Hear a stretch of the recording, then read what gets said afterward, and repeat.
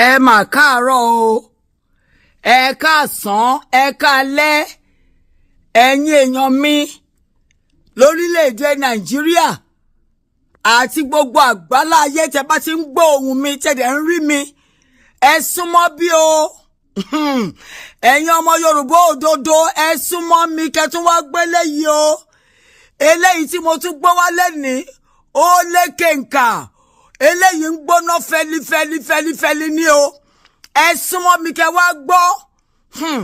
Ẹ lọ́rọ̀ ya Làwálì yìí mà ga o. Ó mà lékèǹkà o. Bẹ́ẹ̀ ni o, ẹ̀yin ará mi, ẹ tún súnmọ́ bí kẹ́ tún wá gbọ́ eléyìí o. Ẹ wá súnmọ́ mi kẹ́ gbọ́ o, ẹ̀yin ọmọ Yorùbá òdodo. Nǹkan kan trend lórí YouTube. Àwọn ọmọ Igbo wọ́n jáde sórí àpèrè YouTube. Wọ́n láwọn máa poison àwọn ọmọ Yorùbá. Onítọ̀hún tó jáde kò lè jáde lásán sọrú nǹkan tó sọ tí ò bá ní bákìn àwọn èèyàn kan o. Èmi ò tún mọ́ta tún gbà lọ́wọ́ Igbo. Èmi rò pé gbogbo wa la fẹ́ lọ, Igbo fẹ́ lọ tiẹ̀ láti lọ jẹ́ Biafra. Àwọn ọmọ Yorùbá náà fẹ́ lọ jẹ́ Yorùbá nation, ọmọ Odùduwà. Ṣùgbọ́n ọmọ Igbo yìí jáde, ó lóun máa poison àwọn máa fi tapia. Àwọn máa fi poison sínú omi fún àwọn ọmọ Yorùbá. Ó sọ pé Canada, ó sọ títí ó ní Canada lòun wà. Ṣùgbọ́n nísìnyí máa gbé kíní yẹn máa gbé lọ fún àwọn FBI. Ó máa trace ẹ̀ tó lòun máa poison àwọn ọmọ Yorùbá. Ṣùgbọ́n mo fẹ́ já yín sí ní pé ẹ̀yin ọmọ Yorùbá ẹ dìde. Àárín ọ̀tá la wà. A rò pé Fúlàní nìkan ló fẹ́ máa pa wá. Àwọn ọmọ Igbo ó ti sọ̀rọ̀ o. Àwọn náà láwọn máa pa ọmọ Yorùbá ni. Ihun tó tún wá ṣe fún Igbo, òun ni kò yé mi o. Ó wá dàbí pé àwọn ọmọ Yorùbá lónígbèjà, lẹ́ni tá máa fẹ̀yìntì, lẹ́ni tá máa fọ̀rọ̀ lọ, àfọlọ́run o. Àfẹ́ àwọn alálẹ̀, àwọn lọ́tún lè gbà wá o. Lọ́tún lósì, ọ̀tá ló surround wa o. Àwọn ọmọ Igbo tó jáde yìí ní àwọn máa pa àwọn ọmọ Yorùbá àti àwọn ọmọ Ẹdó. Wọ́n ti ka Ẹdó mọ́, wọ́n ti kà wọ́n mọ́ wa. Ṣùgbọ́n mi tẹ́ ń rí yìí, mi ò hate Igbo.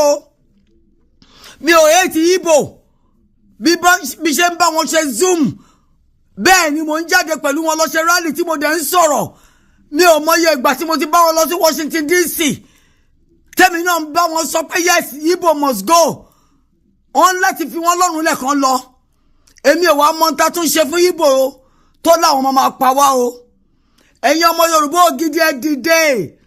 Níbikíbi tẹ́ bá wà lórílẹ̀-èdè Nàìjíríà, l'Amẹ́ríkà àti àgbáyé, you have to be careful now. Because Bíbélì ló sọ wípé out of the abundance of the earth, the mouth speaks. Ó mean pé tó ti wà lọ́kàn, some of them nìyí. Ó dẹ̀ wà contagious. Tó bá bẹ̀rẹ̀ sí ní sọ fọ́ra wọn ní méjì mẹ́ta, kẹ́tó ṣẹ́jú pé 1,000 people ti gbà bẹ́ẹ̀. Wọ́n máa pàdé wa, wọ́n máa sọ nǹkan sínú oúnjẹ fún wa. Wọ́n wá láàní kúlẹ̀ ẹ̀kan náà o. In other words, wọ́n fẹ́ máa pa wá díẹ̀díẹ̀.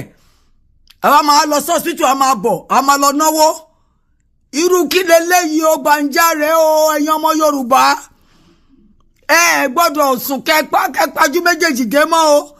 Not for Fúlàní nìkan o. Èyí tẹ́mi ń sọ yìí, lọ́rọ̀ ìyá yìí ti pọ̀ jù o.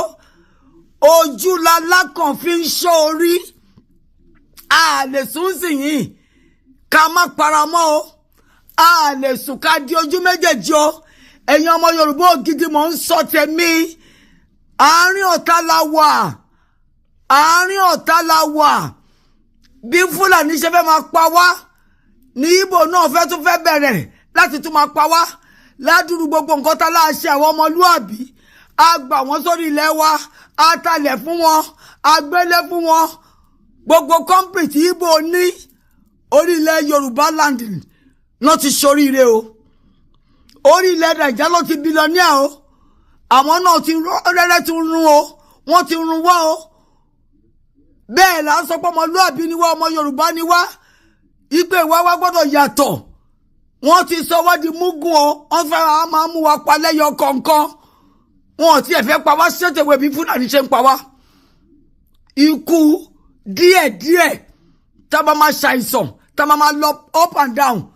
Poison tọ́láwọn fẹ́ fi sínú omi, sínú oúnjẹ. Kì í ṣe ìtọ́ máa pa wá ṣètèwé.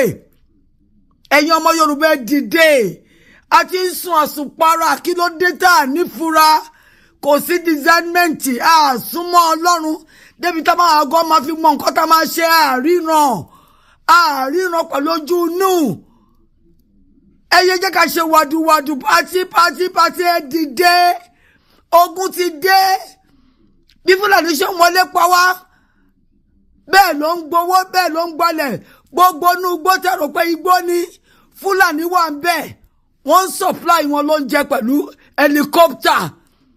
Kì í ṣe pọ́n sọ arini. Wọ́n ń supply àwọn ọmọ Fúlàní pẹ̀lú helicopter. Ta ló gbé helicopter fún àwọn ọmọ tí ò lè fi dí ìgò kọ̀wé? Wọ́n láwọn bàbá àṣàlẹ̀, both in the politics àti àwọn olówó, àwọn ọlọ́lá, àwọn ajẹgúdújẹrá àwọn àmì wà ń bẹ̀ o. Bàbá Tinubu ṣe ẹ̀rín tó ń lọ. Wọ́n ń pọ̀ àwọn ọmọ ojúgbà yín. Àwọn ọmọ yìí tó máa ṣe ilédè yín lẹ́yìn ọ̀la. Ẹ̀dẹ̀ pápín níjẹ́ ẹ̀ sọ̀rọ̀. Bẹ́ṣẹ́ fẹ́ ṣe ilé ayé yín nìyí. Bàbá Tinubu ṣe igi tó kùnú ayé yín bẹ́ṣẹ́ fẹ́ ṣe nìyí. Kọ́ máa pa àwọn ọmọ ojúlówó ọmọ yín. Ǹjẹ́ wọ́n lè mú ṣe yìí?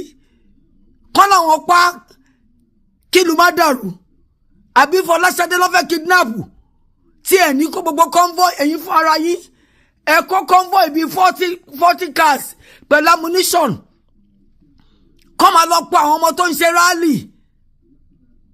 Wọ́n á láwọn ọmọ Ìgbò wá láwọn ọmọ máa pa wá ní kọ̀ọ̀kan. Tí ẹ̀ mọ́ tẹ́ máa ṣe mọ́, ẹ̀kọ́ ní kọ́ máa ṣe lọ ni. Mo dẹ̀ mọ orú èèyàn tẹ́ jẹ́ bàbá Tinubu. Òṣónú èèyàn nìyí, ìkà nìyí. Níbi tẹ́ bá dé yẹ kíá, àmọ̀rí ò bá kú lọ́rọ̀ yín. Ṣùgbọ́n mo fẹ́ kẹ́ wo ọjọ́ àti sùn yín o. Mo fẹ́ kẹ́ wo ọjọ́ àti sùn yín. Kẹ́ lè bẹ Ọlọ́run pàdé.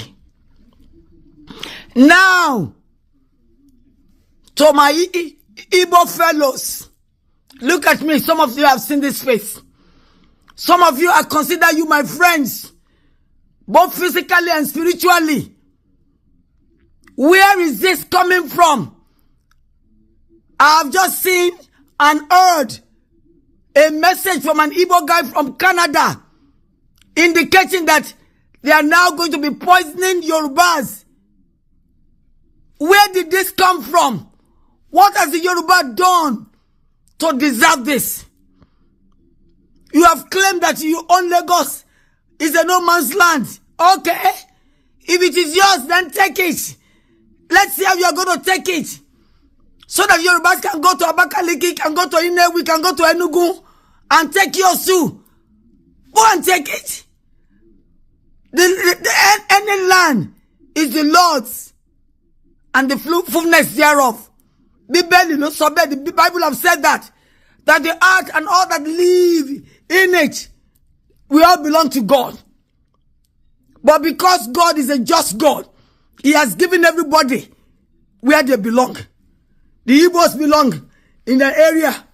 The Yoruba belongs in Lagos, Ogun State, Ekiti State, Oyo State, Osun State, Kwara, and Kogi.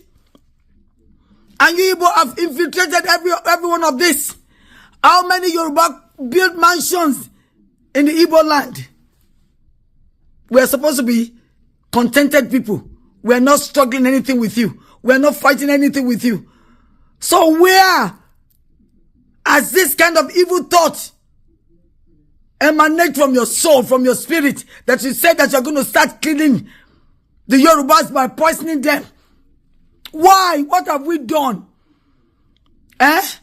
You that are my Igbo friends spiritually, I want somebody to come out and debunk this and say this is just an happenstance of one foolish Igbo person. Because this is something I cannot understand. Even I have an Igbo daughter-in-law. I treat her as my own daughter because I have no daughter. So where will any Igbo person get up, rise up, and speak viciously, unthinkably, and say they have determined who and how many of them have determined to start poisoning the Yorubas? This person was speaking from Canada.